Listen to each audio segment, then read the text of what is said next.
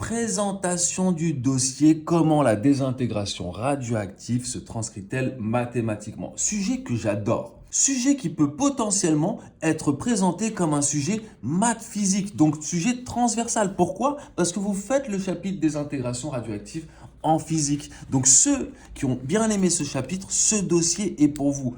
Il est trop bien si vous le maîtrisez, c'est du 20 sur 20 assuré. Ici, comme d'habitude, vous allez retrouver le plan, la présentation devant le jury, les questions du jury, les réponses aux questions du jury, les exercices centraux. On va voir tout ça ensemble. Le plan d'abord, voici le plan ici. En fait, l'idée, c'est d'abord de parler de contexte historique ici de la radioactivité, de la découverte de la radioactivité et l'importance des observations initiales et, vous allez voir, l'idée de proportionnalité. Et à la fin, évidemment, des applications incroyables que je vous ai trouvées, certains connus, d'autres moins connus, même par les membres du jury. La présentation, comme d'habitude, sur quelques pages, détaillée. Ensuite, vous avez les questions du jury sur deux pages.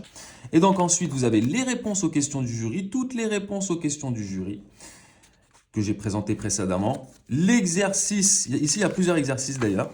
Ici, ça c'est toujours les questions du jury. Encore une fois, il ne va pas vous proposer, le jury ne va pas vous demander de répondre à toutes ces questions. Deux questions normalement. Les exercices, on reprend un peu des propriétés du logarithme, des résolutions d'équations différentielles et puis quelques graphiques intéressants. Vous allez voir, c'est incroyable.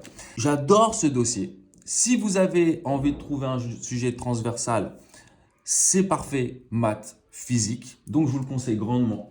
Dans l'idéal, vous prenez celui-ci et celui de maths et vous êtes tranquille. D'ailleurs, il y a une offre qui vous permet d'obtenir les deux pour moins cher.